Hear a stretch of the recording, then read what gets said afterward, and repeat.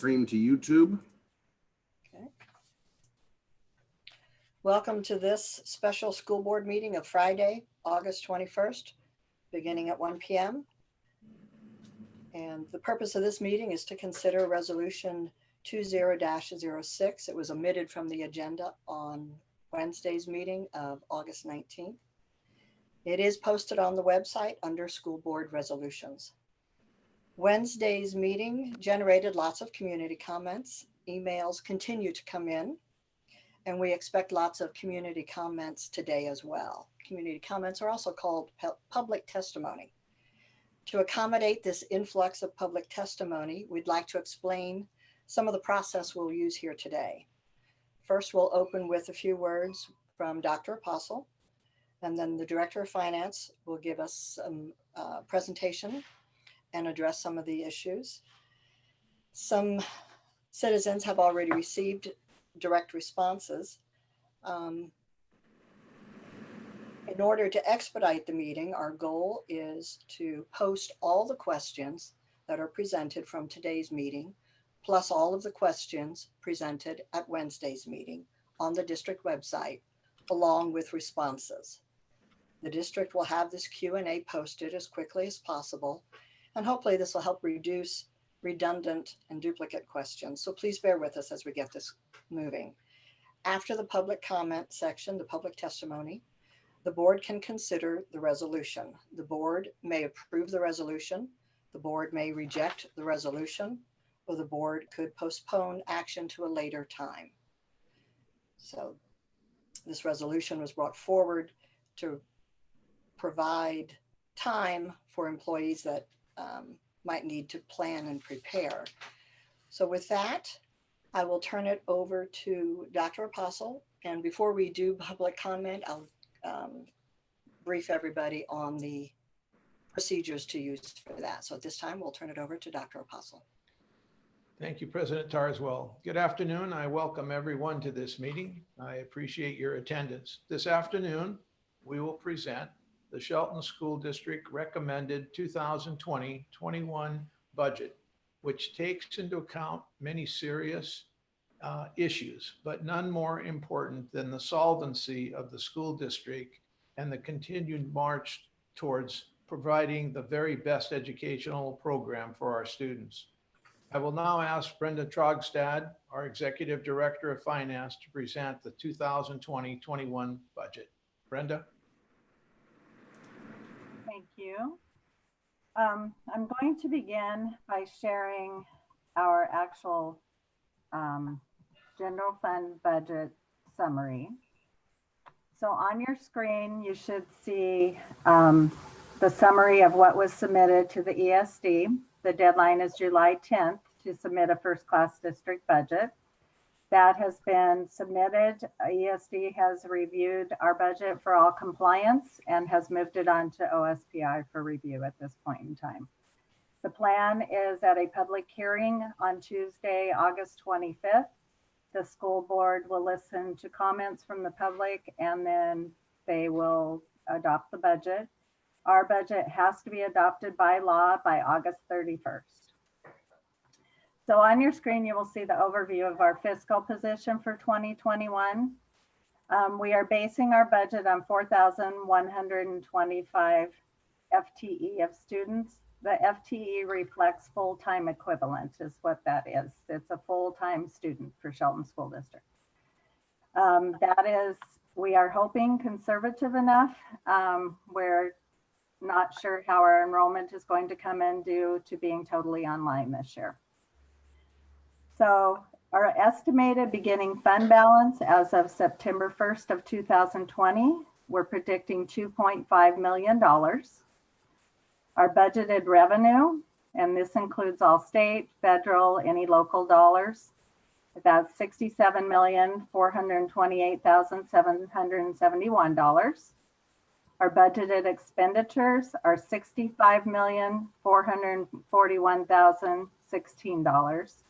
Which will leave us with a projected ending fund balance on August 31st of 2021 of $4,487,755. That is a projection of 6.85% of total expenditures. Our school board does have a board policy goal to have a 9% fund balance in place. So that's the overview. I want to touch on just a couple things in this. 85.14% of our budget is salaries and benefits in Shelton School District in this budget. So there's not a lot of wiggle room for other things. In this budget, also the state passed through for the funded staff a 1.6%, what they call a IPD. It's an inflationary price deflator, otherwise known as a cost of living increase. So Shelton School District passes that through to all staff. So that is also included in here. So I'm going to move on to another little piece of funding. It was brought up in the chat at Wednesday's meeting that we are receiving CARES money, and that is correct, through the federal government. So I wanted to give a little bit of information on that in this meeting.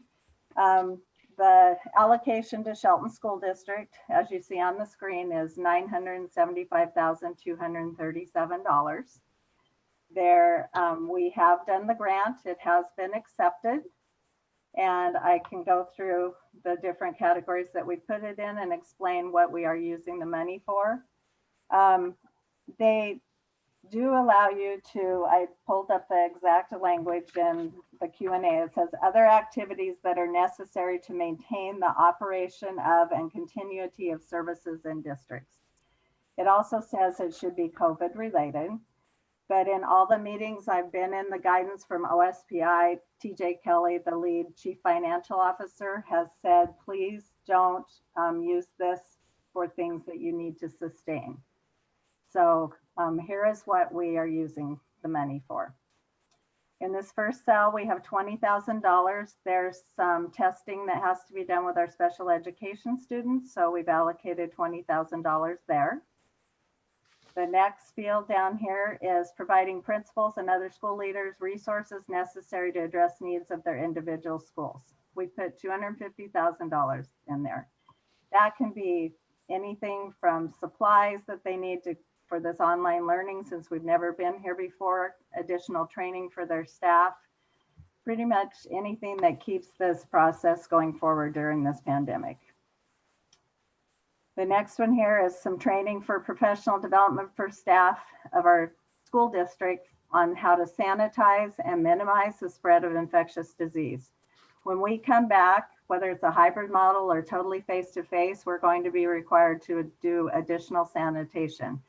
And so we plugged in some money here of $100,000 to help with that. The next one is purchasing supplies to sanitize and clean the facilities of our agency. So we already have a lot of the required sanitation products. So we put $25,000 in there because we know we'll have to do a little more than we currently do, but we don't think that cost will be too much.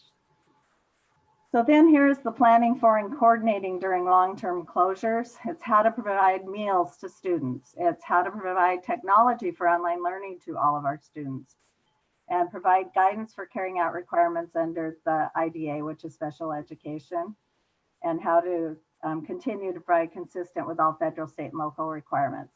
We have $250,000 in here.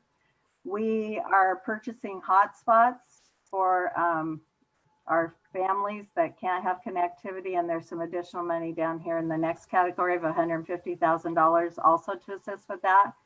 We are buying additional Chromebooks because, as you know, everyone is online. So we have to have enough Chromebooks to supply to every student, supply teachers with the technology they need to be able to conduct their lessons.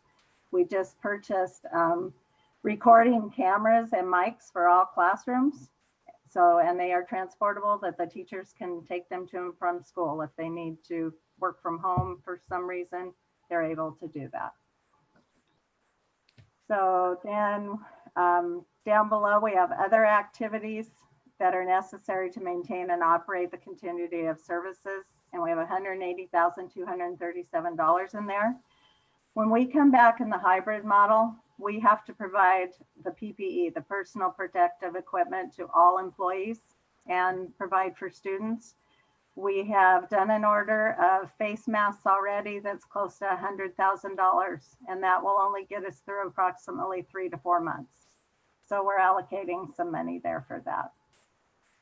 So that is the overview of the grant we submitted, and it has been approved. This grant is, you have to spend the money first. So we have to spend Shelton School District money first, and then you can do your grant claim in the following month for what you have spent. Another item I didn't mention in there is we did the childcare in the spring for all of our first responders here in Mason County. And so we will be doing a claim to recoup that cost because there was no funding for that. Brenda, could you please indicate also some of the information we've received in terms of this money being available to us next year? Thank you for reminding me of that. I actually have reached out to OSPI and the ESD. TJ Kelly, the Chief Financial Officer, and Julie Roop at ESD, she's their Chief Financial Officer there also. I had been hearing in a lot of the sessions I was attending through OSPI that there is potential that this could be what is called a deductive revenue. They both responded to me yesterday afternoon that there is still a possibility that when the legislature comes to session in January, that they will make that the case. So even though we can spend the money and claim it right now, there's a chance they will deduct the $975,000 out of the revenue we will receive in the following year. Thank you. So the next slide I have is the one I shared at Wednesday's meeting. I've updated some totals on there for people. That was a request we had. And where did it go? Can you see it on your screen? Because it's, oh, it's over here. Okay, it switched monitors. I apologize. So this was what I went through on Wednesday, but I will go through it again. I have a little bit additional information I'll share on a couple of the categories. The top section is our budget reductions that we did submit with the budget to the ESD. We started out with a very long list of items. We had numerous meetings with the school board, with district staff to work through what we thought where we could land. We aimed for 10%, and when the final items were said and done, we're at 8.53% reduction from last year's expenditures. So the first line item is a reduction of the Executive Director of Student Services. That was an expenditure in the 1920 budget, so it will not be an expenditure in the 2021 budget. That's a reduction of $176,424. The next one is the Executive Director of State and Federal Programs. That also is a reduction in expenditures that were in last year of $176,424. The next line item is a mentor program that Dr. Apostle started several years ago, that we had a mentor program at every school to assist with some new teachers and existing teachers. The expenditures for that were $168,000. The next line item are our school resource officers and the Director of Safety and Security.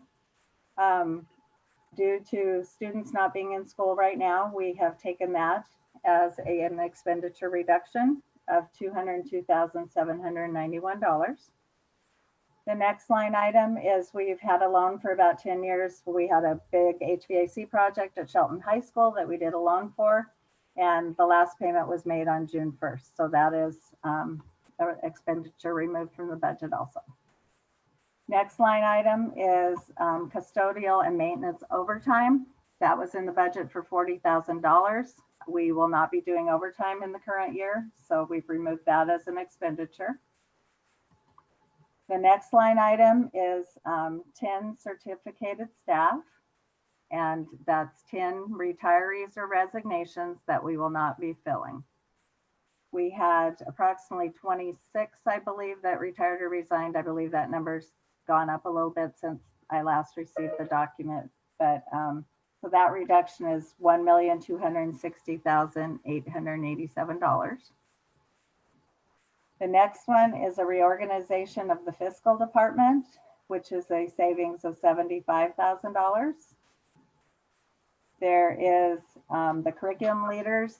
Kelly Neely, our director that does teaching and learning, has not used those in the current year, so we will be removing that as an expenditure of $37,914. The next line item is our paraeducators that are hired on a one-year contract. So we are not renewing those at this time. So that's $896,382.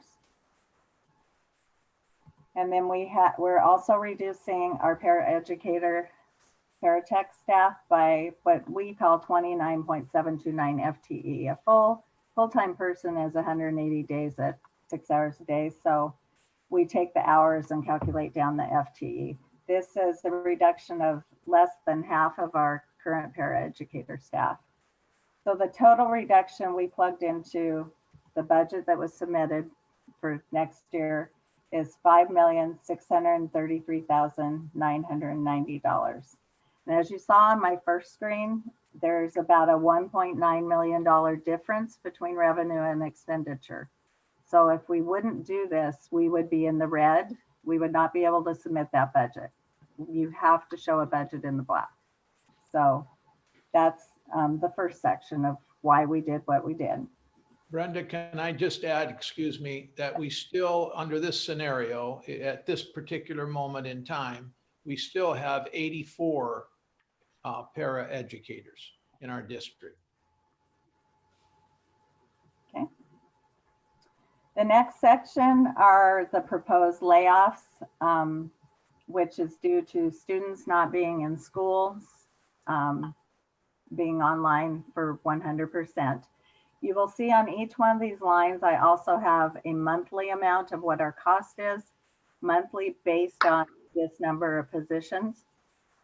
That could change at any moment in time. If we saw that we need a need for an additional custodian, we would bring one back and that dollar amount would change.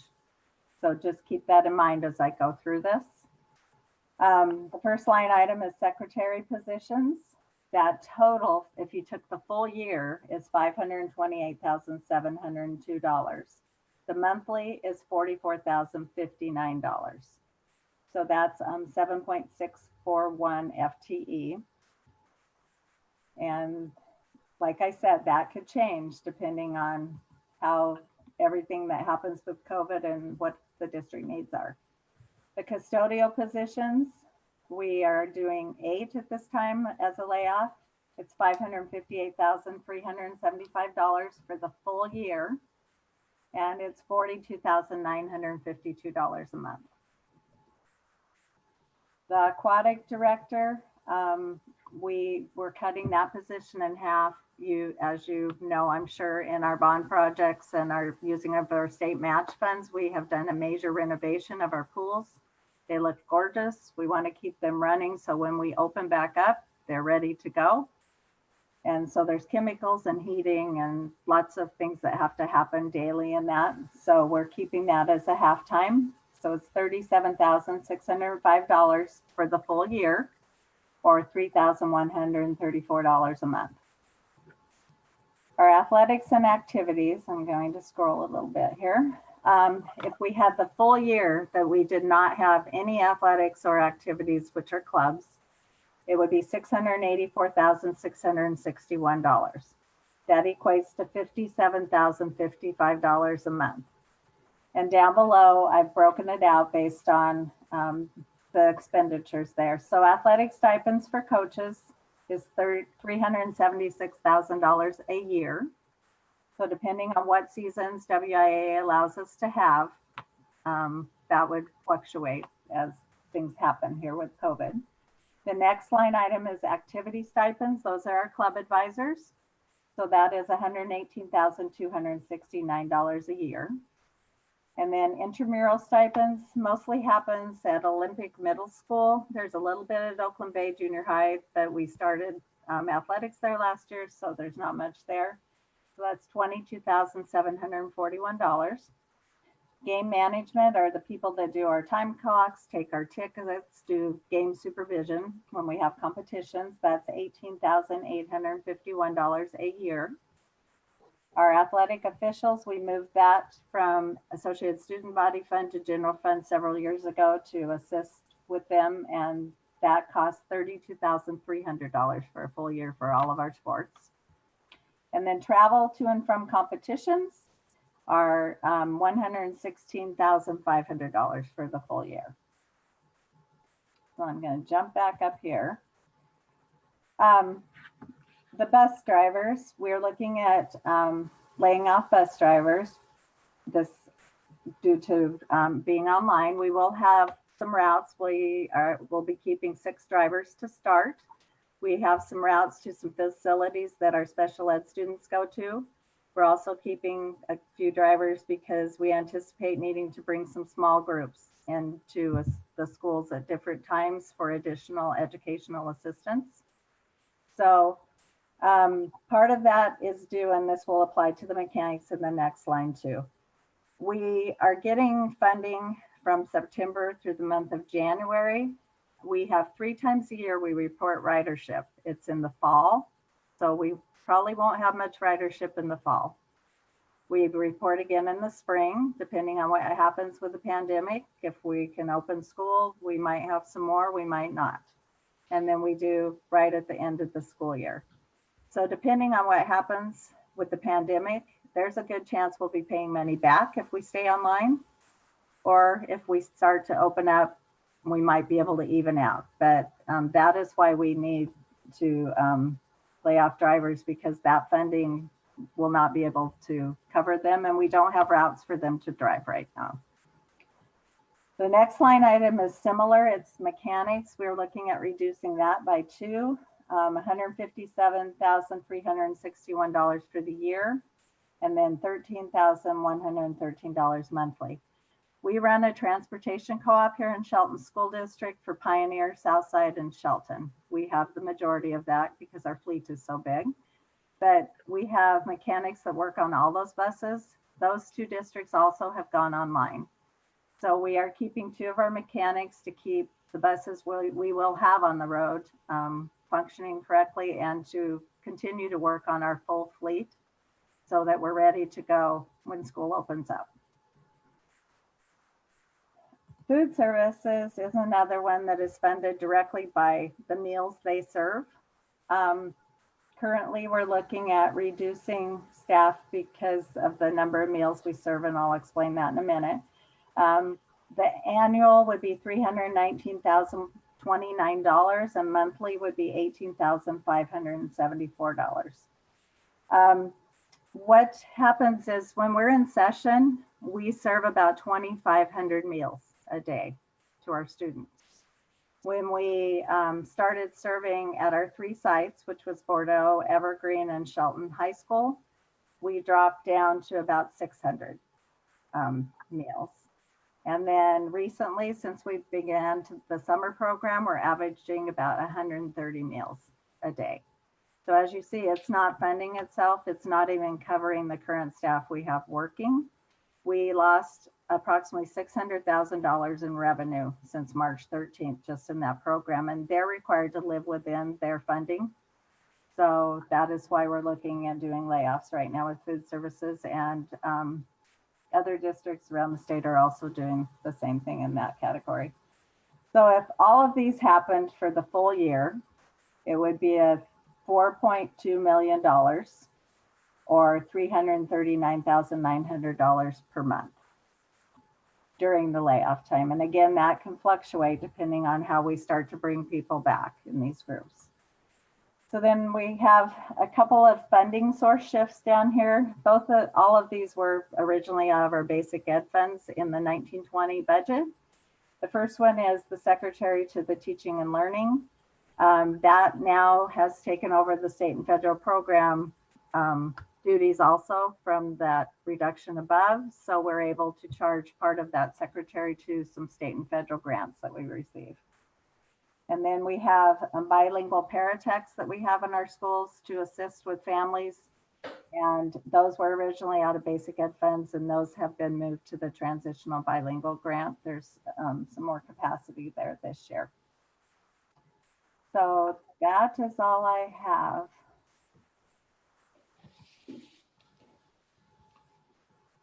I would just like to follow up to Brenda's presentation. Thank you, Brenda. That was very thorough, very specific. Thank you. I just want the community and everyone to know that there were three major underlying factors that impacted this recommendation. Number one is our enrollment. We submitted to the state a conservative 4,125 student enrollment. We're not sure if that enrollment is going to actually take place.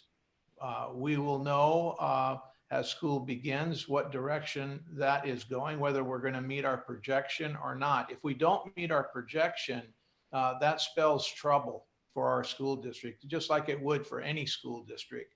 Our revenue is based on our enrollment. And again, we were very conservative at 4125.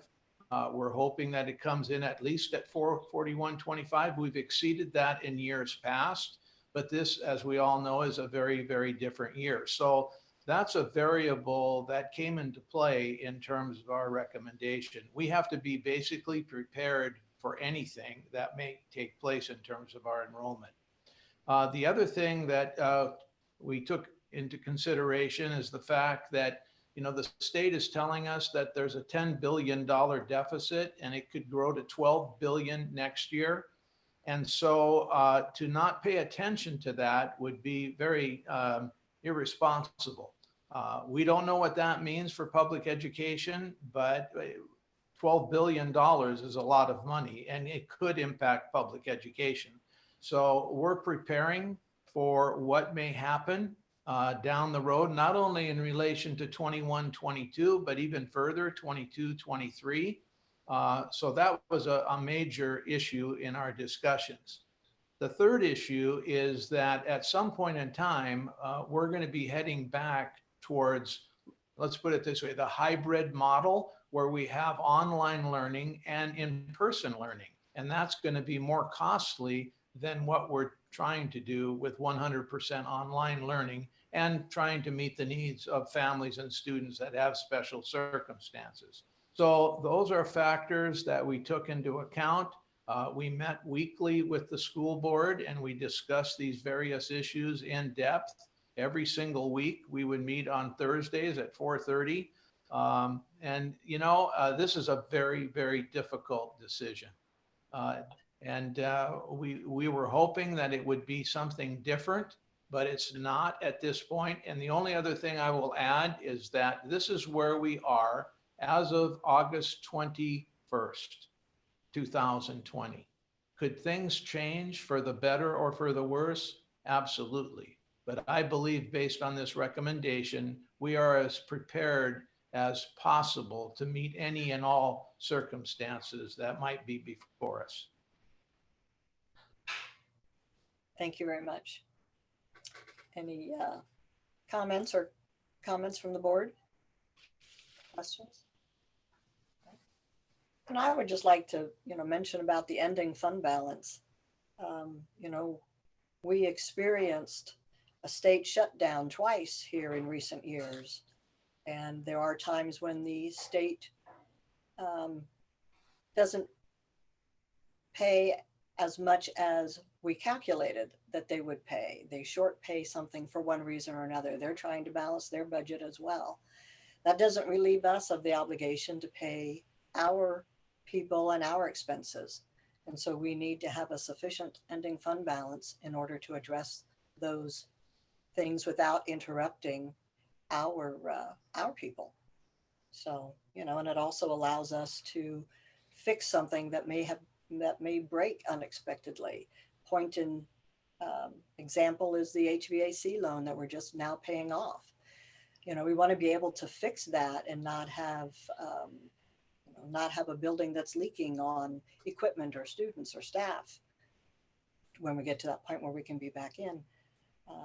So there's things that we need to have reserved money for. We can't allocate out every dime without risking some of those same people that we're trying to keep employed and teach our students and provide for our students.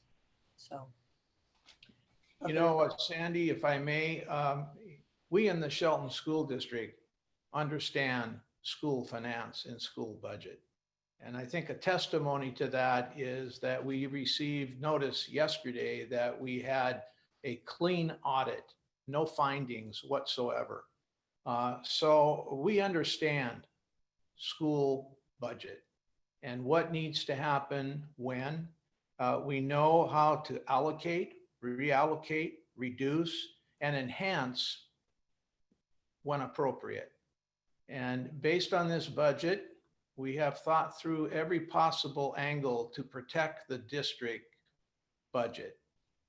It's not what we want, but in terms of protecting the budget and continuing to move the school district forward in a very positive fashion, both in terms of budget and academic program, we have made this recommendation to the board. Thank you. sure.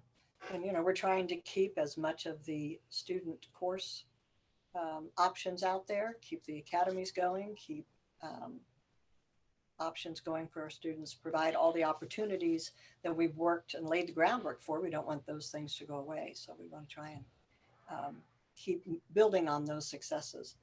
Any other comments from board members? Seeing none, we can go to community comments. The board does welcome input from the public. The public comment procedure allows each person 3 minutes to speak. Depending on how you're accessing the meeting, you may or may not see a timer on screen. Our host will give you a verbal notice when you're down to 1 minute and another at 15 seconds so that you can keep your comments within those 3 minutes. To improve audio quality for all, please mute your microphone until you're called to speak.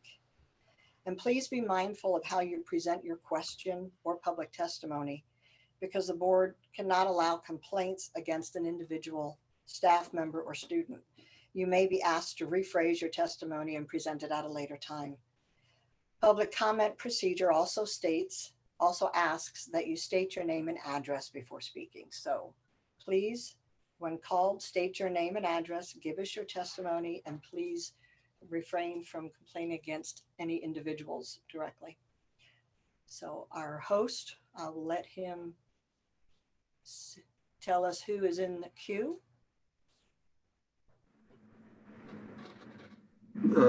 Please note that everybody came into this meeting muted. So if you've called in by phone, your phone is muted. You need to press *6 if you wish to participate via phone. Otherwise, I will start reading comments from other sources.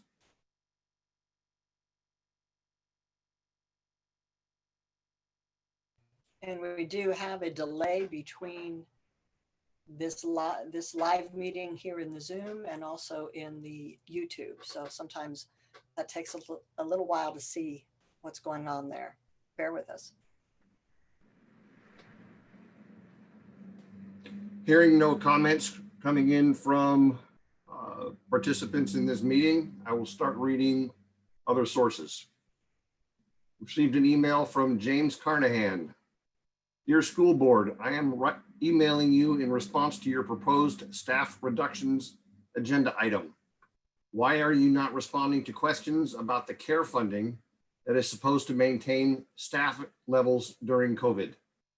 Why are there 2 athletic directors being paid when there are no athletics? Are they athletic directors of nothing? Why not cut these positions to support the baseline employees who work with students? Why are paras undercuts and not layoffs? Why are you trying to cut these positions so close to the last paycheck these people will receive? Did you consider that your valued employees are about to enter a bogged down unemployment system that has months of backlogs? Why did you attempt to illegally pass an action that was not on the agenda? You do realize it reflects ignorance or malicious intent and lowers your credibility in the eyes of employees and community members. Are you getting federal funds for SPED students with IEPs that require one-on-ones? If you are, where is the money for that position going? Have you considered pay increase rollbacks in addition to the care funding to keep everyone in their jobs? It is not our fault that in-school education is not happening. We have 1 death in Mason County, and if you look at the real percentages, this is the flu. Never shut down for the flu before. Why now? How about we get kids back into the schools? You claim to, quote, value, end quote, employees while maintaining a bloated, top-level overpaid administration. The same, quote, value, end quote, employees are about to be in destitute poverty and unable to pay bills while the overpaid and bloated administration keeps getting their huge paychecks. It is your job to keep the admin in check. In addition to everything else, this is now going public on Shelton Talks. We will get community involvement, and that will affect the way people vote henceforth. Thank you, and I hope you actually take these common concerns to heart. We are real people with real families and rely on these jobs to support them. Vote with your conscience and support the human beings that rely you. Thank you for that. And again, I want to repeat that these questions will be posted on the website and we will address them. This is our community and we want to be open and transparent. We want to share as much information as we possibly can with you. Like I said, Brenda has gone through the budget again this evening, addressed some of those questions regarding CARES. And, we'll share those, all those community comments and public testimonies with everyone. So we ready for our next comment, Bob, host? Lisa Woodward, with just over a week before school starts, how we'll know what to do? What do our high schoolers prepare for on a daily / weekly basis? Will they be sitting in a Zoom meeting, work at their own pace? What if they have trouble or questions? I realize that I need to be patient, but it will be very difficult transition and will require parents' involvement, and I do not feel prepared for that at this moment.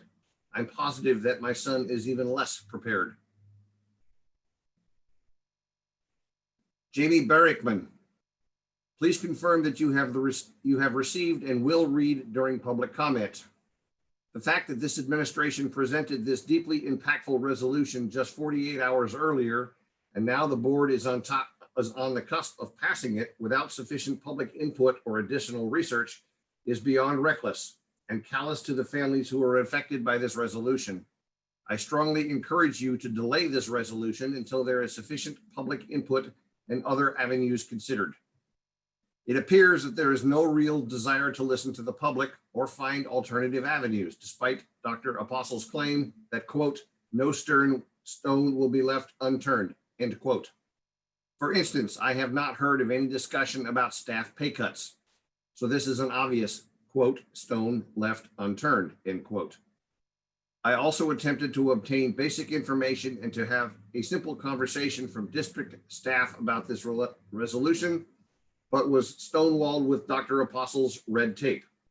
The spreadsheet from last meeting was not even available on your website for public inspection.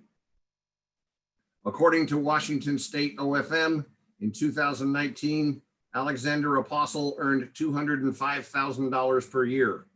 Another admin staffer, Pamela Farr, earned $149,000 per year. Brenda Trogstad earned $127,000 per year. In all, there were over 60 staff earning over $100,000 per year, but there are no pay cuts or furloughs to save family. The first thing you do is get rid of people. In comparison, the governor of our state is paid $187,000 per year, and the state superintendent of schools is paid $153,000. Much less than the Shelton superintendent. Why do we have 2 athletic directors who are also making more than $100,000 per year and no athletic programs? I strongly encourage this board not to just be a rubber stamp for this administration and ask, one, why pay cuts or furloughs to save families are not an option, and two, why this superintendent has an issue with transparency before passing this resolution. Thank you, Jamie Barrickman. Next one appears to be from Darlene Henson. To Mr. Apostle and the Shelton School Board, I am a taxpayer for the Shelton schools and I support your bond that increased my property taxes greatly. I am saddened to learn that you are having a meeting in the middle of the day tomorrow to make the decision to lay off staff, specifically your classified paraeducators. These individuals fill the need to work with your teaching staff, to work with your most challenging students. Those with handicaps, autism, IEPs, 504s, and many other disabilities that require extra staff to help them succeed. In a time these students need the extra help, you are choosing to take away those who work with them, have relationships with them, and help them to flourish in their educational setting. Without these staff, how are you going to meet their needs? When teachers are working online to bring education to those without disability, who is going to help those students that need the extra one-on-one help, direct instruction? Who is going to help the families that have relied on your services to meet their needs? Do they have to quit a job to stay at home with their child now and risk losing their home, going into poverty and maybe homelessness? I have a neighbor who relies on the services that paraeducators provide for their child. Both parents work. They are frustrated in knowing that their child will now not see the adult that has helped them through school. They are worried that their child won't get the special services needed, such as OT, PT, speech, and other services to make him a successful student in the Shelton School District. Who is going to make sure that they get their behavioral services, bathroom privileges, in a time when parents take abuse from their students? They keep coming back to work with these students. They love these kids. They don't take the job for the pay because we all know the pay doesn't compare to the jobs that they are required to do. I think that you need to rethink your plan for layoffs and furloughs or firings. These people are a vital part of this community. Once they are gone, who will you get to replace them when you need them later on down the road when school resumes? Do you think they are just going to wait for your call? They won't. They will go find another job that pays more, with less stress on them, and when you need them, they won't be there. Your classified staff are the backbone of your school. They will be there when no one else will be. They are community, the ones who helped get you your bond passed. I can personally say I won't be voting for another levy in a positive nor a bond if you go through with these layoffs. You are showing that while giving raises to administration, you are not taking care of those who carry your school with pride in the jobs that they do. Shelton is better than this. Please rethink your layoffs. Kenneth Henson, taxpayer, grandparent, and parent. Jenica Linema. Dear board, my name is Jessica Linema. I grew up in Shelton and I am a proud SHS graduate. I am an honored educational support professional. I have had the privilege of working with Shelton's remarkable and resilient students for the last few years. I have seen firsthand and experienced the difference each ESP makes in students' lives and success. As most of you are aware, connection is the foundation to learning. ESPs provide unique and important connections with students. ESPs support students in every area of their public education. Hear me out. This varies from being the first person they see welcoming them as the bus comes around, the same greeting face at breakfast, the same nurturing face when they feel ill, the same positive face when they may arrive tardy or even leave early at the office, the same hopeful face delivering small group instruction, the same inspiring face assisting in their classroom when their sink is clogged, to the same loving face when they struggle emotionally and behaviorally. Paras are crucial to public education. Public education has not stopped, it has changed and will forever be due to COVID-19. This is an opportunity. New roads are to be created and all ESPs have the potential to be part of this journey. The students, families, and teachers would be supported and connecting to in a stronger capacity. In a virtual settings, ESPs are needed for students to feel connected. Unlike spring, these students are entering new classrooms with new teachers and peers. Teachers need the support to be connecting with all of their students and their families. ESPs will run small groups. ESPs could provide one-on-one tutoring. ESPs could assist families in navigating resources. ESPs could deliver food and other essentials. ESPs could be additional eyes for safety. ESPs could continue their connection for when school is back and in the buildings. And when we are safe to return to the buildings, each ESP is significantly needed for operations. I implore the board to reconsider and reevaluate this reduction in budget that will critically impact our community. Paras are skilled and now highly trained as requirements of Washington State. Losing these critical members of education only hurts the students. In solidarity, Jenna Kalemna.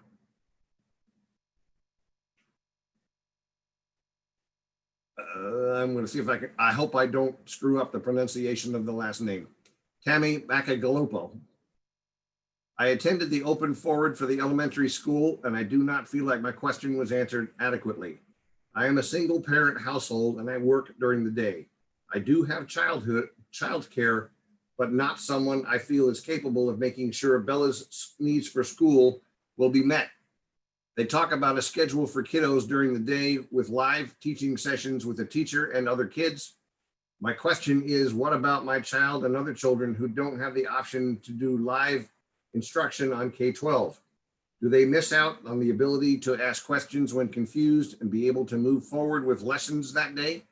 Or are we stuck waiting until the next day to have those answered and our students potentially fall behind?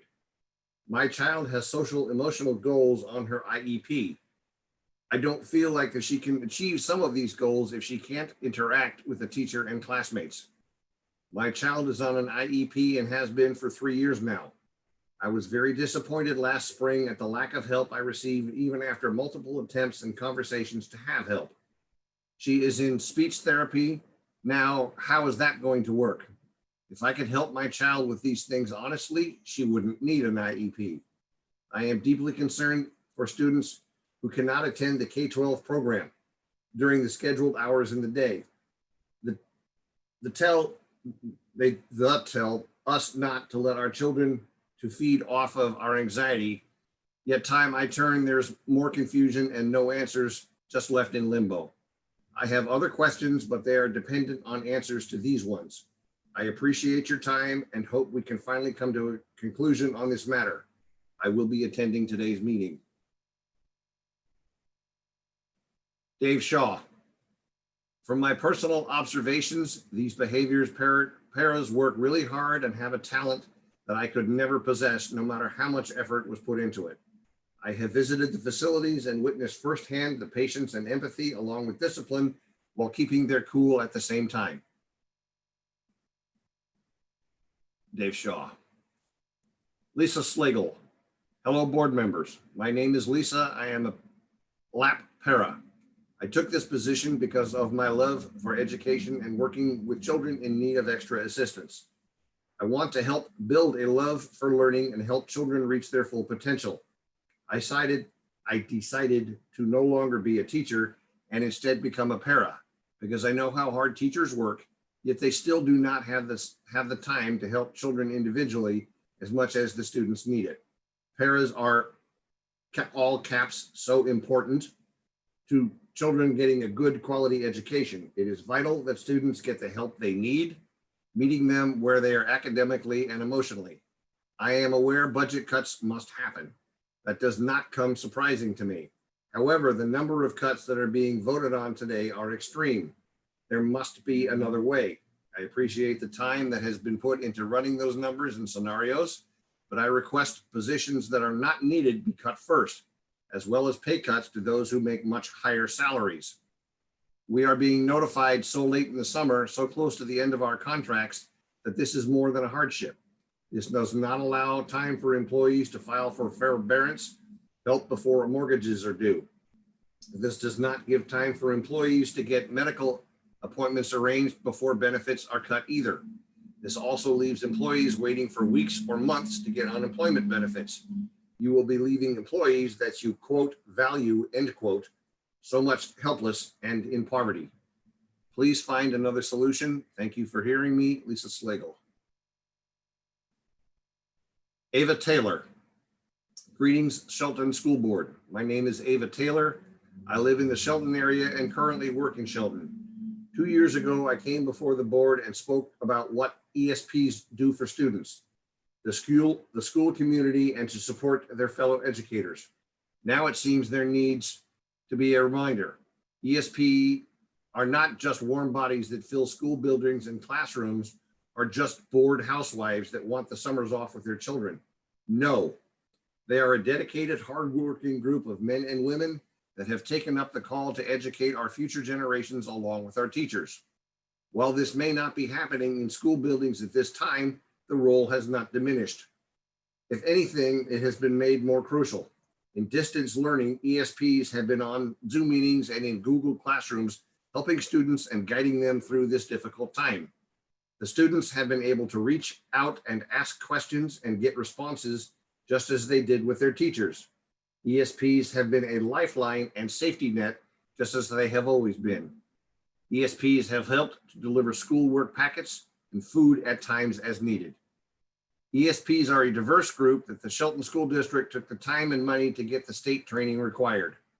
The ESPs did this not only because they had to, but because it meant they could continue to provide the educational experience the students need and deserve. ESPs provide diversity, understanding, inclusion, and equity standards for all students, just as teachers do. ESPs provide the example of what caring and open support looks like. Quote, every child needs at least one adult who is irrationally crazy about him or her, end quote. ESPs provide this. With the continuation of remote learning, ESPs will be just as important for students. The students will need to have access to extra support as well as the teachers needing this support. Without ESPs, the district will allow the most vulnerable of students to fall through the cracks.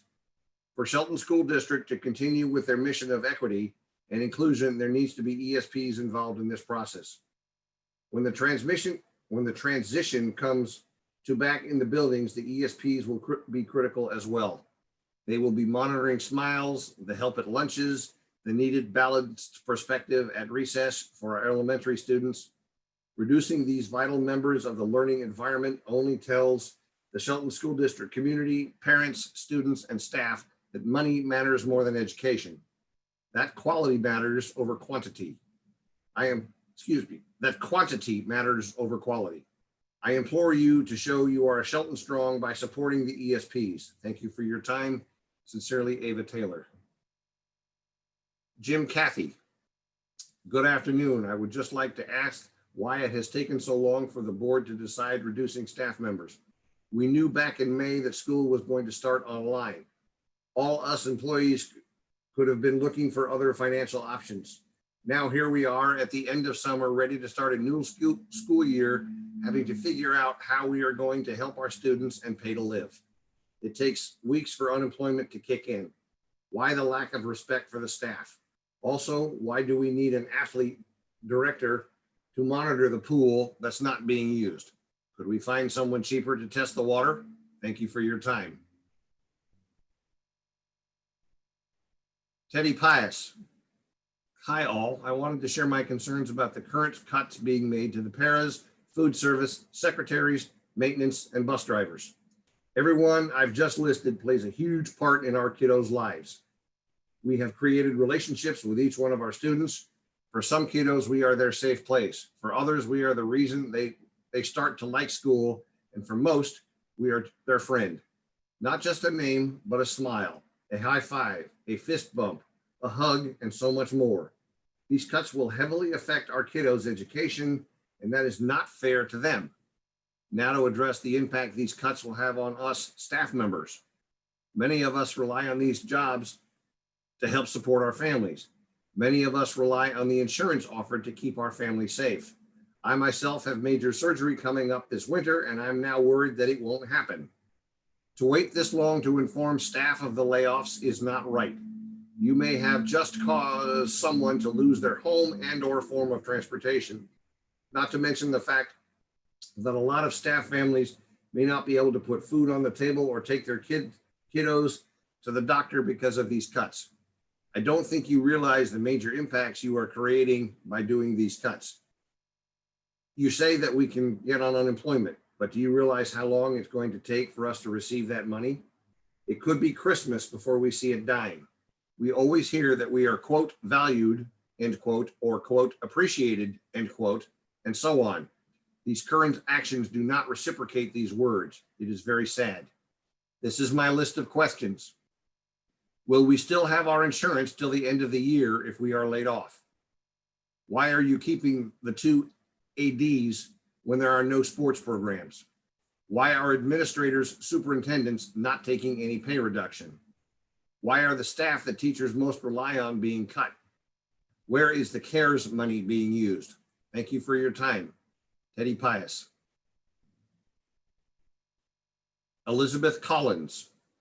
Dear Dr. Apostle and the Shelton School Board, shame on the Shelton School District for claiming that you don't have the time to bargain with your custodial and maintenance professionals, but find the time to lay off, 8 of them.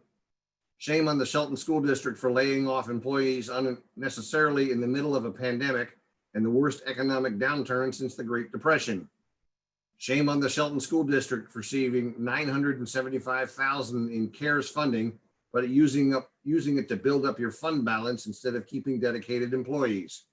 These are the very people who keep your schools clean and safe for kids, staff, and the community. The definition of essential workers. Elizabeth Collins. Cassandra Starmer. Dear esteemed members of the board, I know you are faced with a difficult issue around budget cuts for the upcoming school year. I am writing to implore that you work to preserve paraeducator positions. Given the new K-12 curriculum, students are going to need learning coaches.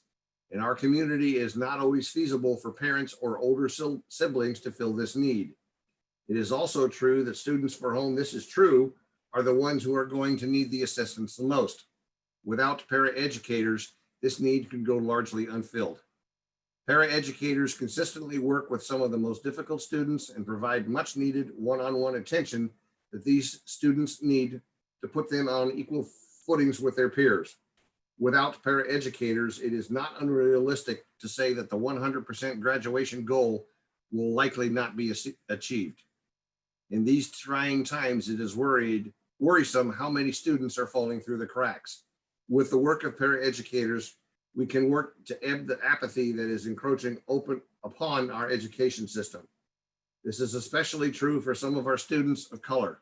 Sometimes the only adult who looks like them is a paraeducator. Students need as many caring adults as they can get. Please consider keeping as many paraeducation positions as you are able. Thank you for your consideration. Cassandra Starmer. Jolynn Thompson. Good day, ladies. I would like to address a concern why there is such a financial change when earlier in the summer, we were told we would not see any layoffs or RIFs and that you would not be fulfilling temp positions this school year. You made it sound like we might be taking a pay cut, not a position cut. Thank you. Shelley Salinas. Dear school board members and Dr. Apostle, the district has deemed the best and safest way to start the school year is by remote learning, online schooling. With that, it is believed that full staffing is not necessary and layoffs and cuts need to be made. I was part of the end of the year remote learning setup, and the need for all staff, especially teachers, paras, and secretaries, for assisting the families and students in remote learning was huge. In some ways, they were needed more when attending actual school. There is so much to setting up and instructing these students, and helping these families. Most of these students spent hours of non-paid time. Most of these staff members, spent hours of non-paid time to work with and reach out to these families. Many have their own children, that they also need to parent while working these extra hours and weren't getting backup support they needed because there wasn't a smooth running transition. Hoping that it will be smoother at the start of this school year would help, but having less employees to do their jobs and support other staff, students, and families will put us right back where we were struggling and overworked at the end of the last school year. I do not see how lessening the staff workforce is going to be beneficial to anyone, and especially not the students. The government has given $4.7 million to our schools to use in this way. Why are we making cuts when you do have the budget to keep valued, needed, and necessary employees on board? That is where this money should go. If people are laid off, they will be going to government for aid, unemployment, welfare assistance, etc. Why not use the government money already allocated to these same employees to keep their jobs and being of use and support to the education of the student and support of their families? You lay them off now, you may not have the staffing to return to schools when you decide it's time to return to school, in-school learning.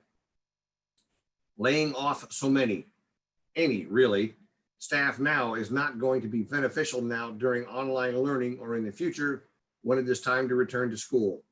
You have the funds you do not need to lay off anyone. If there are staff that are truly not needed in their roles at this time, deal with those positions on an individual basis. Temporarily reduce their pay, move them to a different position for the time being, work with them. Our community needs us, you need us, and you have the means to pay us.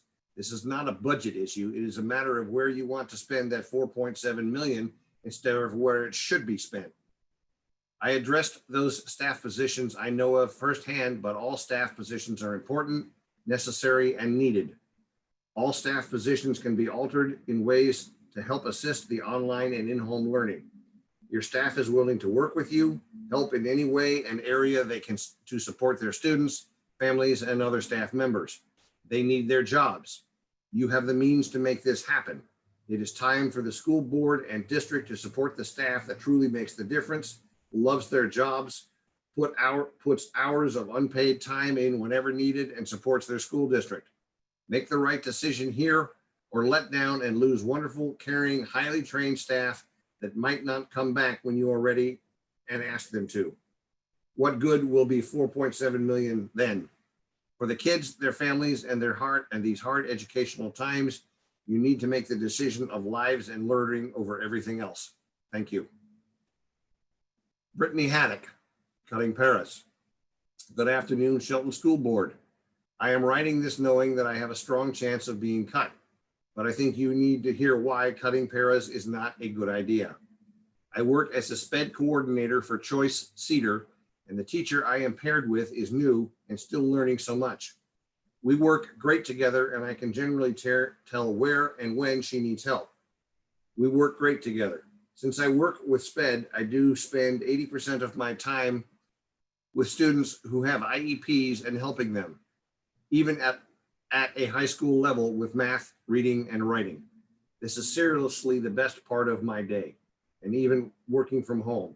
I had plans to do several Zoom meetings a week with my students to help them in their skill sets based off their IEP, allow them an opportunity to ask questions about their work and continue to help them grow. Truth be told, I have grown because of these kids, and I can honestly say that I work in the most amazing building with the most amazing staff, and the kids are absolutely phenomenal. Second, I know another president from another school district. Their district had foreseen these changes coming and told their staff to prepare back in June when they were let out of school. That allowed 3 months of times to find a new job in case to file unemployment, and there isn't a wink of uncertainty. It also sounds like this has been the case with multiple districts.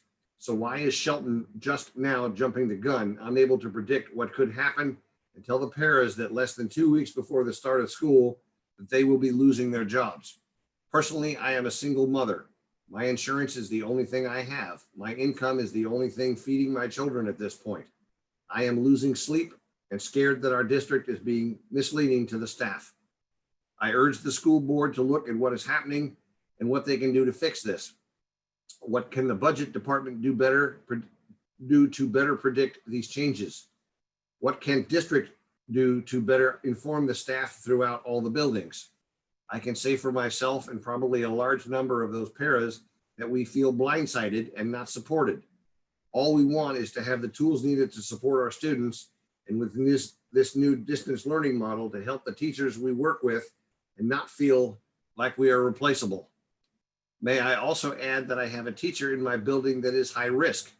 If she were to ask another teacher to make copies, it would be more stressful on them to do the task of another teacher along with theirs, but they would do it. Whereas I may have a little more flexibility to make copies or grab something for her classroom in an aid to her teaching abilities. Please reconsider these actions. Please note that we work hard and generously care for our students. We would do anything, even remotely, to help these kids in a time where they will struggle. Thank you for taking the time to read this. Brittany Haddock. Corey Taylor. It appears that due to recent issues relating to the pandemic, the Shelton School District, along with many others, has to make some necessary cutbacks.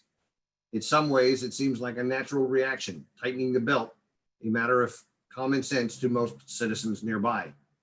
But the unfortunate fact is that we often scrimp and cut in areas that seem right, but have far-reaching and lasting consequences. Eliminating jobs for people that shape and influence our children is common practice and has been. We would seldom think of laying off firefighters or correctional officers. We know the effects would be immediate and catastrophic. But with paraeducators and teachers, we have a much more relaxed attitude, as if our society will, quote, make it up, end quote, later, and our children will, quote, bounce back, end quote, after losing a treasured teacher, educator, and mentor. Some students and our society often do not bounce back. We suffer from neglect. Children who need direction and knowledge and focused attention fall by the wayside, never to recover. Some wind up in our legal system. Some have drug and alcohol issues. Many never reach their goals because they lack the skills and competence imparted to them by our teachers and paraeducators.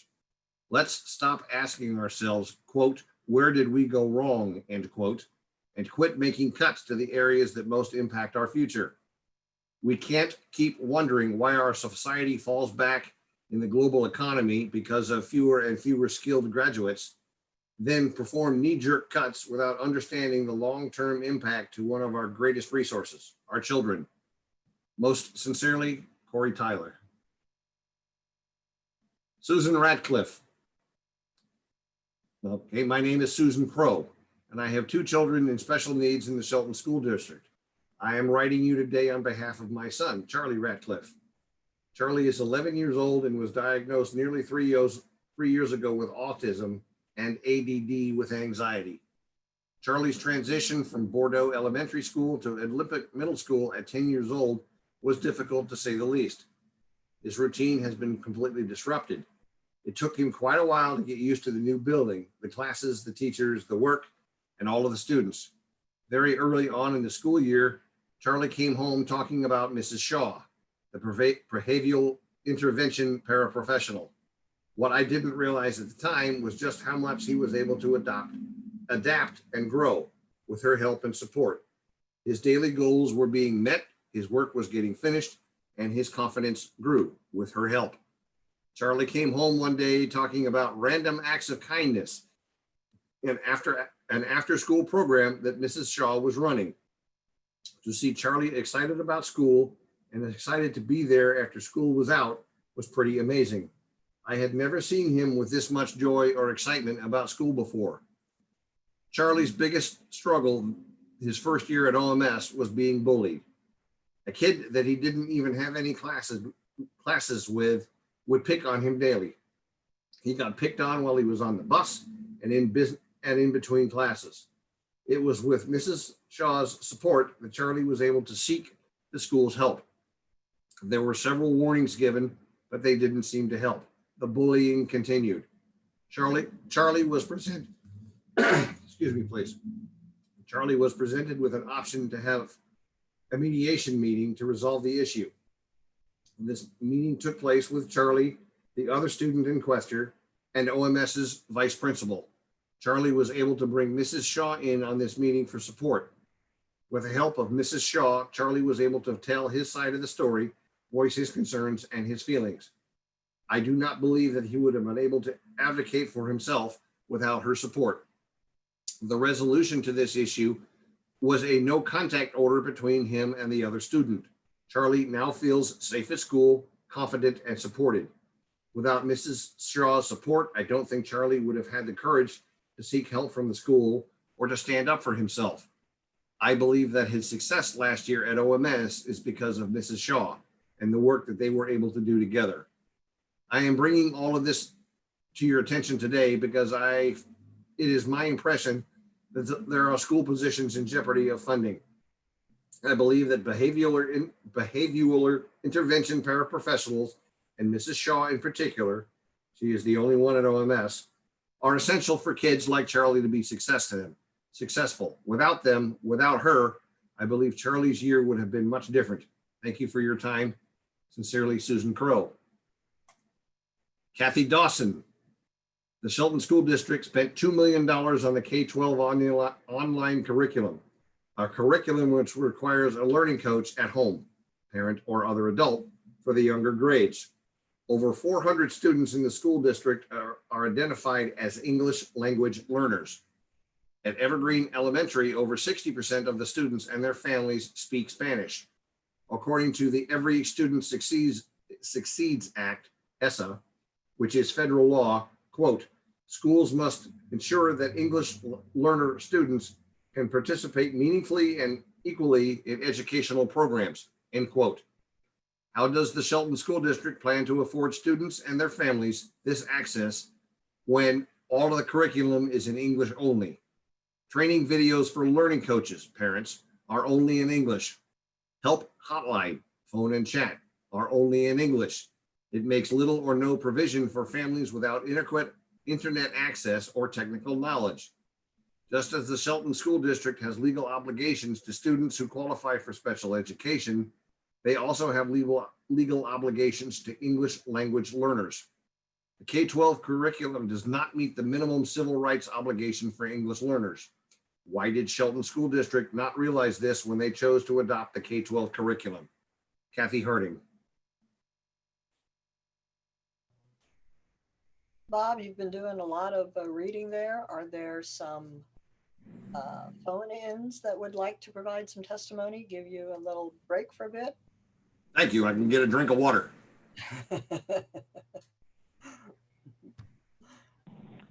I wasn't sure if I had a spot in line, but I'm in the call and could speak if that's okay. Can you state your name and address for the record? And Yes. we'll start at My name's Justin. Sure. My name's Justin Lazar. I live in Seattle at 1409 South Hanford Street. All righty, thank you. You have 3 minutes, sir. Okay, thank you. I'd like to raise a concern about the district's 800 plus English learners. The district has a vision of 100% graduation, yet according to OSPI, only 25% of the district's English learners graduate and 40% drop out. I also know that Shelton School District is currently under investigation from OSPI's Office of Civil Rights and Equity for allegations that the district is violating the civil rights of their English learners. After listening to concerns from Shelton teachers about what is actually happening versus what the district says is happening, I'm concerned that you are out of compliance with civil rights obligations and are planning to make decisions that will further impact these most vulnerable students. And that's all. Thank you very much, sir. Do we have someone else on the phone line that would like to speak?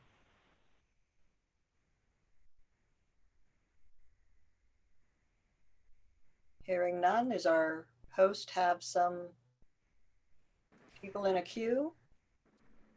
I still have 13 emails to read, and there are a considerable number of comments that have been posted to the YouTube channel.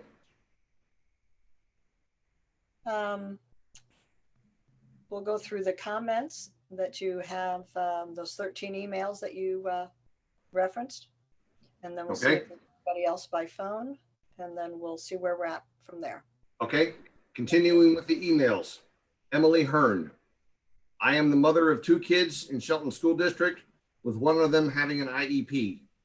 The one with the IEP has had one-on-one help before, and it was a real blessing to us. I know there are students who have had the same one-on-one for years, and that is incredibly important, as that para has spent years developing a relationship and a bond of trust with a student who has special needs. I do not see in any way how you can justify cutting these positions. I honestly don't see why they are considered temporary positions in the first place. These educational professionals specialize in working with these kids. They know them, and they know how best to help them. Also, I don't see why cuts don't happen elsewhere. What about the administration taking a pay cut? How much is your superintendent receiving each year? Over $100,000? More? Surely he can survive for under $100,000 a year. What about the athletic director? Why is that position being funded when fall sports have been canceled? Yes, I know this. My daughter is in cross country. Principals too. They can afford a cut. You don't need $100,000 or more to live comfortably here. Our district is top heavy and is showing badly. Stop taking away from our students by lining your own pockets. Another question, what happened to the almost $1 million given to the school district or to the school so that regular staffing could continue? Why is it used to give administrators a pretty bonus? Sorry. I highly recommend rejecting this budget proposal today. I am also encouraging other parents to reach out to the board to suggest the same thing. If not, my next step will be to withdraw my children entirely from the district, recommending other parents do so as well, and posting homeschool resources and online learning plans on community pages so that perhaps we can send a message to your pocketbook by removing the funding you get from students being enrolled. One last thing, good luck getting people to work for you as paras in the future. There is no way anyone will work for the school district again. I will personally make sure to help your actions live and fresh in the public eye for years to come. Really think about the repercussions of your decisions today. Frustrated and fed up, concerned citizen. Tom St. Clair. How will the K-12 online curriculum meet the needs of Shelton School District's 800 plus English learners? Shelton School District spent $2 million on the K-12 curriculum and will require a learning coach at home, parents, and adults for the younger grades. At the elementary schools, over 400 students are identified as English learners, and at Evergreen Elementary, over 60% of the students are identified as English learners, and their families speak another language, such as Spanish, Mom, or Conjabal. According to the Every Students Succeed Act, which is federal law, how will these families have meaningful access to participate equally with the curriculum when all curriculum is in English, training videos for English coaches, parents only in English, help hotline only in English. There are no international scaffolds for English language proficiency levels. Not all families have access to the internet. Not all families know how to use this technology. Not all families have an adult at home to serve as their learning coach. We know that 25% of English learners graduate from SSD compared to 62% statewide. 40% of English learners drop from SSD compared to 22% statewide. Just as SSD has legal obligations to students who qualify for special education, they also have legal obligations to English learners. The K-12 curriculum does not meet the minimal civil rights obligations for English learners. Emphasis to ensure that English learner students can participate meaningfully and equally in educational programs. Why did SSD not realize this when they chose this program? Please address this at your meeting today before moving forward with actions that continue to harm significant portion of Shelton students. Tom St. Clair. Red Devil at Gmail. Ann and Roger Miller. I understand that hard decisions about the board or that the board in the school district have to make and are faced right now. How can you still employ an athletic director, let alone two, from what I've heard, when there are no sports going on at this time? Lay off practically your whole transportation department for the children, the ones who are out on the road first before anyone else to meet our kids in the wee hours of the morning and with good morning. How has the game gone last night? How was the concert last night? We are also hoping to come back to school when it is possible, but do you really expect these drivers will not have gone and found other jobs because of the uncertainty of everything? When on the first day of school for 2019, we didn't even have all the positions for drivers filled. We have been hurting to find and keep drivers, which is not just unique here in Shelton, but across the United States. There is a national shortage of bus drivers. What are you going to do when we start up again? Since school is online, what are you doing about the band, choir, and drama departments? Surely if sports are put on hold, then these things would be too. By your own admission, the pool cannot be used, so you are cutting the aquatic director in half. Why are you not doing the same to the coaches? These are only a few things I can think of that need to be taken into consideration publicly before you decide on the budget. I am sure there are several that I have missed.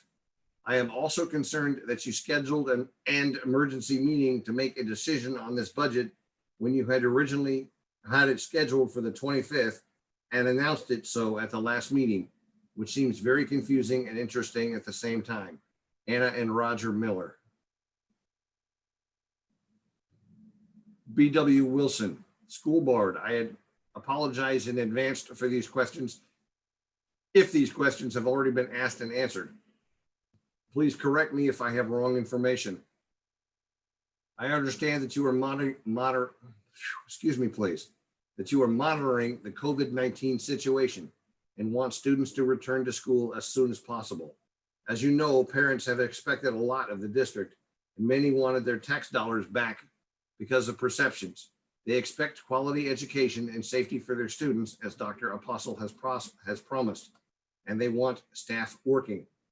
I'm wondering how SSD and the board can cut paras who are the heart of a school and who work diligently alongside students. My students have benefited greatly from them. Not only do they care about the students of this district, they care about their community. They are your neighbors. I would also state that it is true concerning the employees you are letting go. You have chosen to cut from the bottom again. Once again, it is my understanding you let 45 paras go last as well. It does not seem equitable. So my questions. It is my understanding that our students will not be doing sports until spring. If that is an anticipated date, why does SSD need an AD while students are 100% online, or academy director? The SSD buildings all have more than one principal. High school 4, choice 2, OBJ 3, elementary 2. Please correct me if I am wrong. Could you explain to the community why a school would need to have all these principals working full-time during online? Did you look at keeping the principals, but VPs could share positions, one half-time, and or create some other creative ways to make cuts more equitable? This also speaks to teachers, secretaries, district level personnel. All I have heard is hours were spent trying to make this work. And as Dr. Apostle stated, he believes he can get our students to come back. Some of course will not. Would you not have a fully functioning staff? My last remark, again, my understanding and coming from a secondary source, Olympic middle school principals, along with their SPED team teachers and all of their parents, follow a schedule and holding small education support group Zoom meetings for SPED students. Paras were also involved in advisory, joined live lessons, and they meet weekly. Behavior paras checked in with those students, held groups. It sounds to me that paras were needed to accommodate the needs of these students, and I would surmise that they could have held even more groups for gen ed students. How will you meet the needs of these students, as a lofty promise has been made that the school will do a case-by-case basis and meet all needs? but how with such a reduction in force? As a community member and supporter of our schools, I understand the financial crisis that everyone is facing, but I do not want people to lose their job because SSD didn't think out of the box to keep their staff employed. You must know that when you said you wanted the best of the best, well, you were cutting some of the best. This district will suffer. Thank you for your time. Sloan Krieger. We have several concerns about our district's new budget. I am hoping the board can give our community some clarification. Can you explain the reasons why reducing administrator and executive salaries was not proposed? Is this a possibility? While several positions at the district were absorbed, what about at the school level?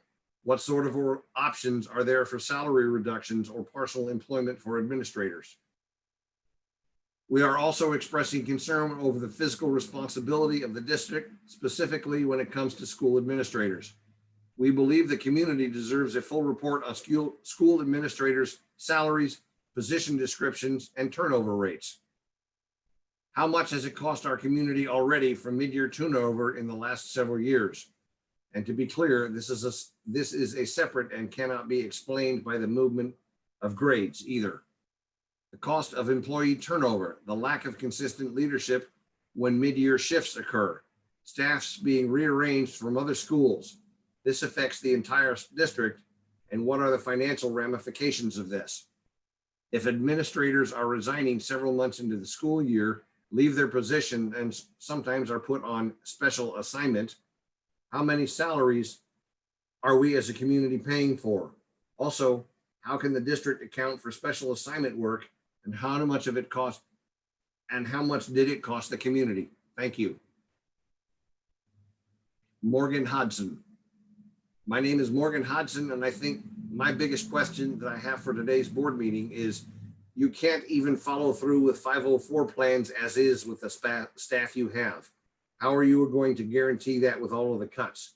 This has been a 4-year battle for me, and it most certainly is not over.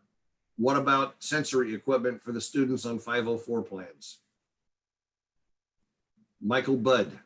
Hello, school board. I have been working for the school district now for 4 years as the lead para in a DD room at OMS.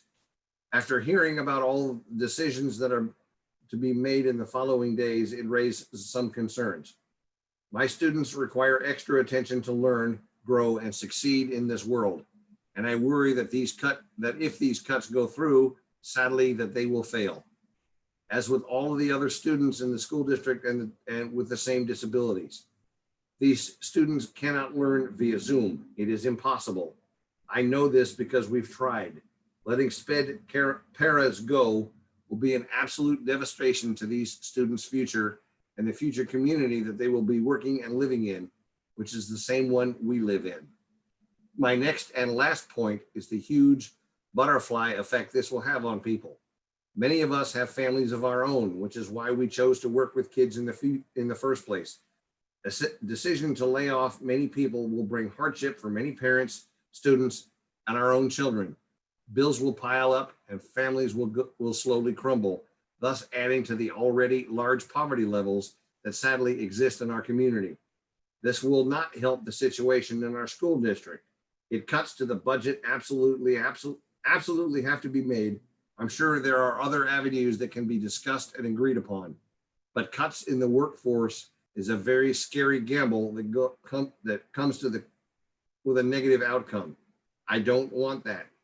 Everyone I work with doesn't want that, and our students in the end don't want that. COVID will pass, and we will be back to doing what we love, teaching. Strong schools, strong community. That is written right on our school district logo. Let's work together and make this right for everyone. Thank you for your time. Michael Budd. Ginger Sessler. Dear Shelton School Board, it appears that the meeting was only made public yesterday. It seems irresponsible and disrespectful of our community. You are voting whether or not to get rid of some 60 district employees. Employees that, regardless of what you're being told, are needed. Please talk to some teachers and other district staff and parents. Some of you are parents. Some of you are educators. I know you, and I know you all have good hearts and care about the kids, the district, and our community. You're not only voting to make it even more difficult and stressful for our teachers and students by cutting these jobs, you are also putting even more undue hardship on the people who will lose their income because of this decision. These are our neighbors, friends, and community. We are all under a lot of stress and all are already unprecedented difficult times. Do you feel it is right to displace so many of our district employees during this pandemic?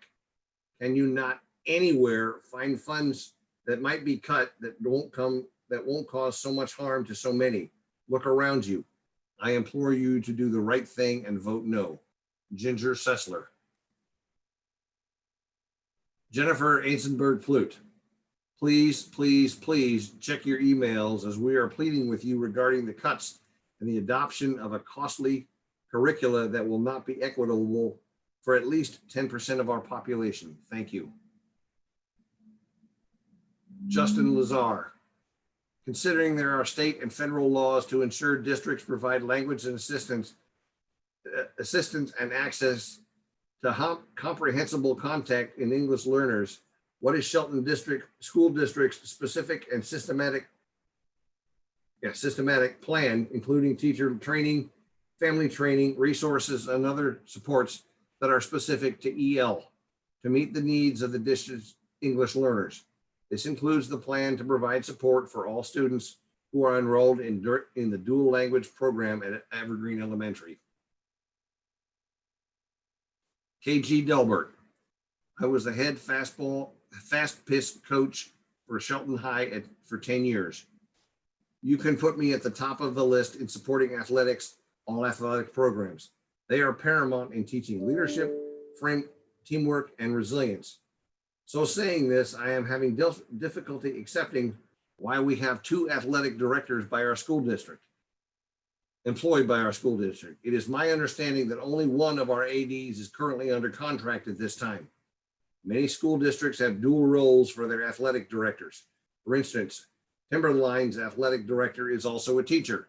Centralia's AD is also an assistant principal. Dr. Apostle, you have stated during this pandemic nightmare that our athletic directors will be making plenty of phone calls. 8 hours a day, 5 days a week? Really? It is factual that the football team is required to take weight training classes during the school year. And if so, what about the rest of the athletic program? It is true that our $101,000 K-8 athletic director is spending a lot of his day in the weight room. Is that going to continue during the pandemic situations we are dealing with? I believe integrity comes into play here. If we have to choose one athletic director, shouldn't we employ the person who is really under contract if he is willing only to be making phone calls? Shouldn't we choose the one that has integrity? Is our athletic trainer under contract? Would these at least not be riffs? I was informed that you have reinstated the safety and security position. Kudos if that is true. You have also stated that the prior director retired. That is a blatantly skewed statement. The director was run through the ringer not once, but twice before she said enough is enough. I know her very well, and I know she is, in my opinion, harassed due to her honest opinions. Anyone that knows her knows that her integrity is beyond reproach. Seems that I am talking a lot about integrity. I find extreme lack of it in leadership at the highest levels. Additionally, I would like to make a comment on the disgraceful removal of a principal who had evaluations beyond reproach. Where was the mentorship of leadership there? Who is responsible to ensure that the foundation for the success of the highest importance? Integrity. Katie Elberg. My name is Ken Goldsby, address 4691 East Agric Road. Jamie Eisenberg. Read your emails and reconsider adoption of the K-12 curricula for the entire district. Jennifer Eisenberg. Ellen Sanchez, dear school board, I am writing you to express my concern about the proposed cuts to the staff at Shelton School District. I am also concerned that the district's proposal to use K-12 online program will not be accessible by many families, costing the district roughly $2.5 million. Please maintain jobs and important educators rather than purchasing high-priced standardized curriculum. As a taxpayer, I am happy to support bonds and levies that actually support our schools, our children, and our educators. As my taxes increase, I see devastating impacts on your proposed cuts on my neighbors and friends if you impose these drastic cuts. I am concerned about curriculum choices made in an emergency. I am concerned about the Spanish-speaking families will not be able to access the learning on K-12, and that will be prepackaged curriculum, and will that prepackaged curriculum be relevant? Students Succeed Act says all students deserve equal and fair access to education, and our local educators with their expertise and curriculum and creativity can solve this problem. Sincerely, Ellen Schott Sanchez. Janelle McFarland, my apologies. My name is Janelle McFarland. I am a paraeducator and a very concerned parent. I have 3 kids that all require a wide range of specialized instruction, one on an IEP, one on a 504, and my youngest is in an advanced academic program. While they all have relied on the support of paras, my oldest 2 would easily fall through the cracks without para support. My oldest has autism, and they both have medical conditions that can severely impact their success in the classroom. They are both extremely smart and have bright futures, but need para support to achieve their full potential. The proposed cuts to paratechs is 29.729. I have heard that no paratechs will actually be cut. It will only be paras. If there are currently 84 paras on staff, that means over a third of the permanent para positions being cut. That doesn't count the countless other paras that work on temporary contacts each year, and those that have resigned and retired that we have already lost. How does the district plan to ensure all students, especially those with 504s and IEPs, receive the support they need? Once schools reopen and it becomes apparent that these positions are desperately needed, will school admin have to cut through a slew of red tape to rehire a RIFT employee in order to provide services vital to our students' success? These are the 2 biggest questions I have, but many others have been floating in my mind. Why are so many paras and paratechs, instead of temporary, laying them off like other employee subgroups? The district has spent large sums of money to provide training to paras and paratechs in positions that require more specialized knowledge or a specific skill set. If 29.79 FTEs are cut, there will undoubtedly have to be reassignments to fill necessary positions. How much is it going to cost to retrain the reassigned employees? Where will these funds going to come from? Sorry. Each year, several paras are hired as temporary employees to provide one-on-one support for special ed students as required by their legally binding IEP. If temporary employee contracts are being renewed, paras in continuing positions will have to be reassigned to these students. Will these employees keep their continuing status or become temporary, putting the employee at higher risk of losing their job if further cuts are made? A teacher's time is already stretched during the school day. Paras play a major role in filling the gaps between attrition, not renewing temporary positions, and cutting 29.7 FTEs. Paras and paratechs are taking the biggest hit of all subgroups of employees. How is the district going to lessen the impact students and staff will feel by the district cutting such a large number of paras and paratechs? It has been repeatedly stated and drilled into our heads that the district goals is 100% graduation.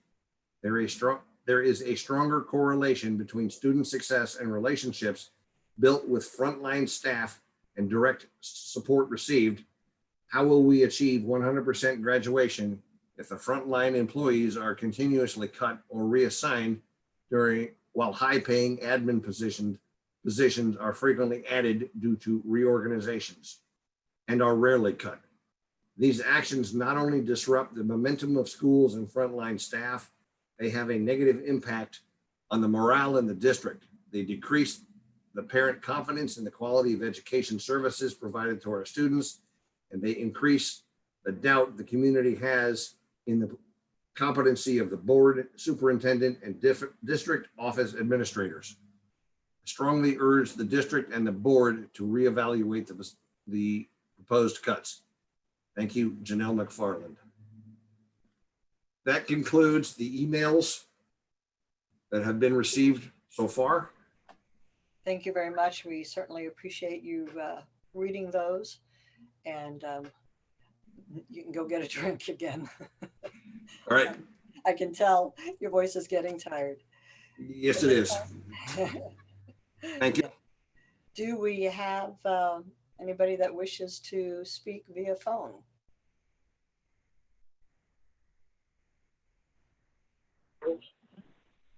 Yes, I do. I would like to speak. Again, if you could state your name and address for us, and we'll give you 3 minutes. Okay, I can tell your voice is getting tired. hello? Oh, you have YouTube going? Can you mute that? Anybody that wishes to speak via phone? Yes, I'd like to speak. Are you able to mute the YouTube video? I would like to speak. Hello? Yes. My name is Tom St. Clair.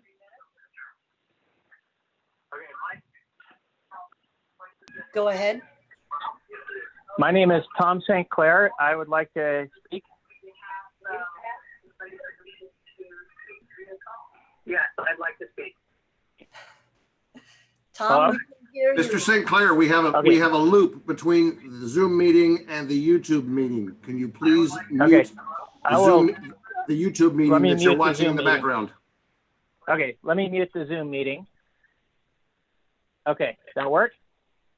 So my concern is about the curriculum overall, in that the online curriculum is focusing on the supposed academic subjects, when really for students to have a proper education and equitable education, they need to have all the subjects. And I've heard from teachers who are friends and other parents that basically Shelton is going to say, teachers are not going to teach PE, teachers are not going to teach art, and that's going to harm my child if they're enrolled in the Shelton School District. And so I have an extreme concern about that. I think that's inequitable. It's not good for the students' mental health and physical health, and is, I think, a poor decision in terms of this curriculum you're talking about adopting. Okay, thank you. Thank you very much. Is there another community member on the phone that would like to testify? Can you hear me? We can hear you. If you could kindly state your name and address for us, we'll give you 3 minutes, sir. Person.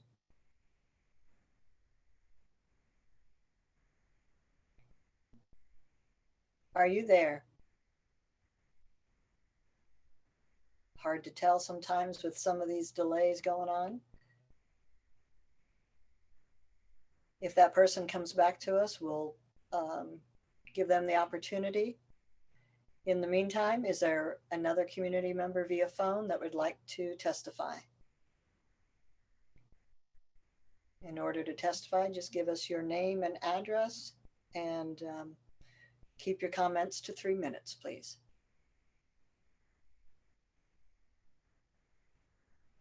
All right.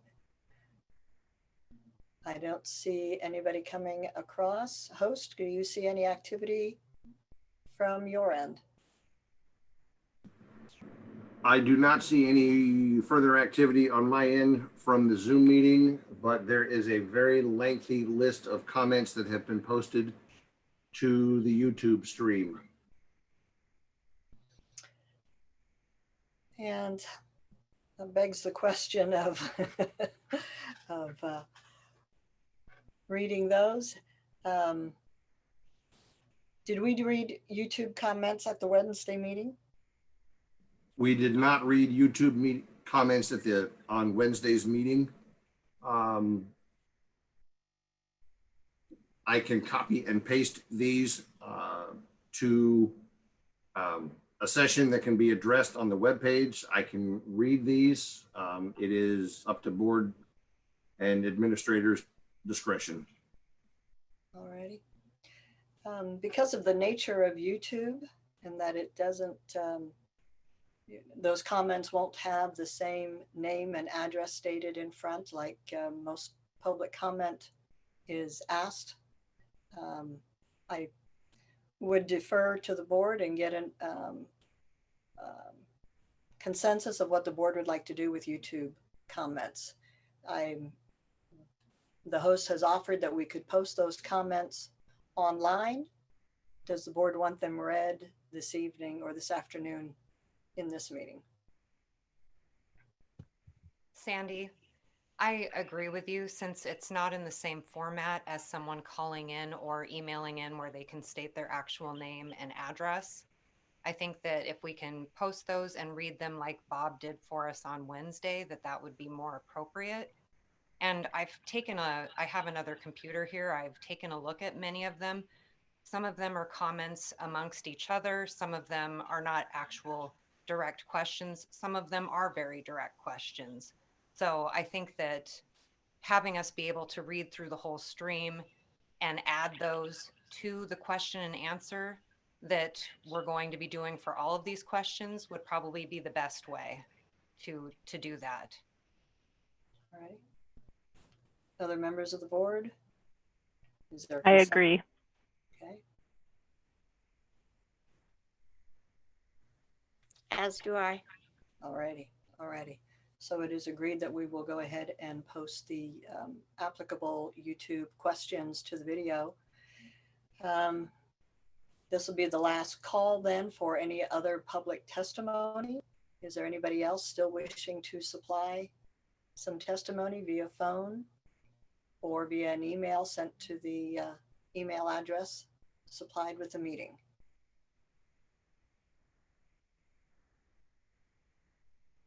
Host, do you see any activity? I do not. There are no additional emails posted to the school board email address. All righty. Do want to thank everybody that has taken the time to supply comment. I know we have a lot of material to look over and to read. Email has been a lot of emails. There is, we have discussed great many of these issues. It is a tough thing. There is no perfect solution, or we'd have already arrived at that one. So we are, value your input and thank you for speaking up. So at this point in time, we come to the next part of the agenda, which would be the presentation and discussion of the resolution number 20-06. The resolution has been made available and is posted on the website. I had a, let's see here. Did we want to get some background on that resolution? And then I have a statement here from Lynn, who couldn't be here. Or I'll just go with, okay. I would like to hear background on the resolution. I think that would be important. Okay. Brenda, can you speak to the resolution and the intent of it? Why we wanted to bring it forward in the time fashion that we did?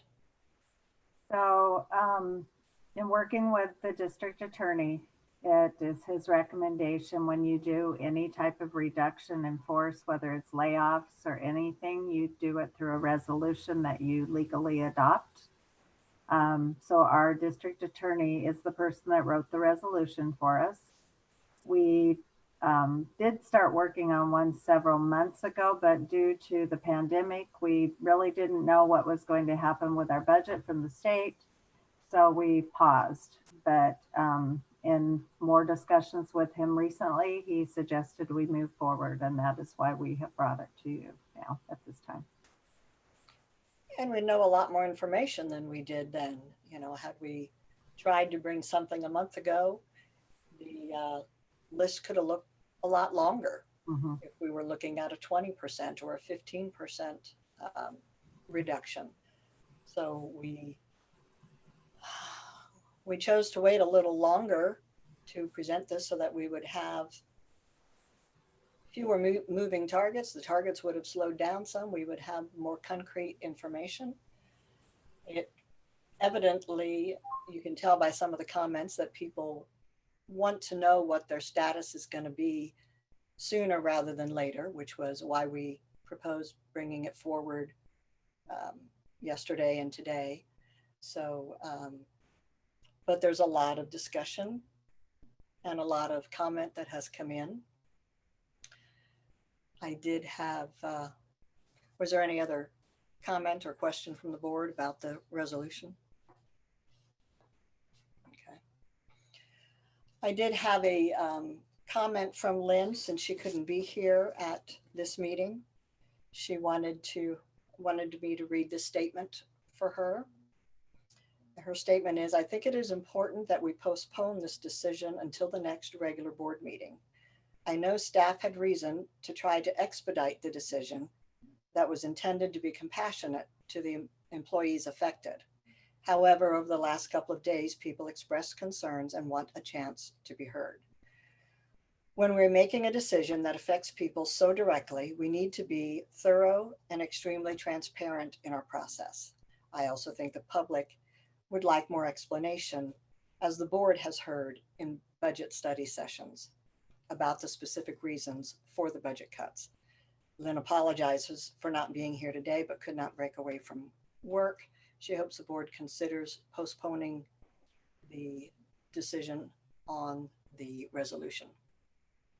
So.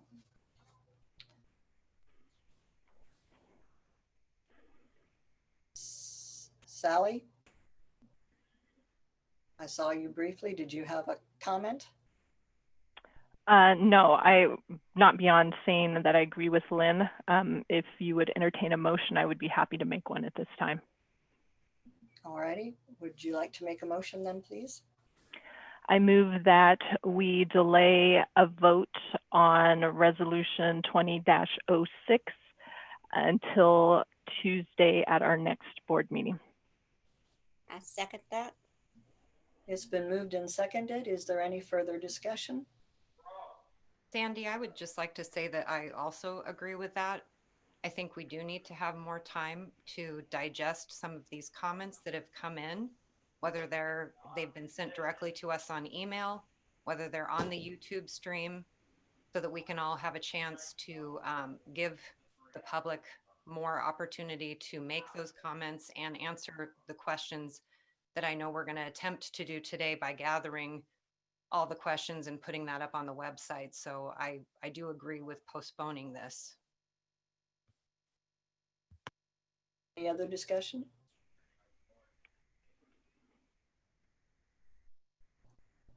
Seeing no further discussion, we will vote on the motion to postpone action on this resolution to Tuesday's agenda. All those in favor, say aye. Aye. Any opposed? All righty.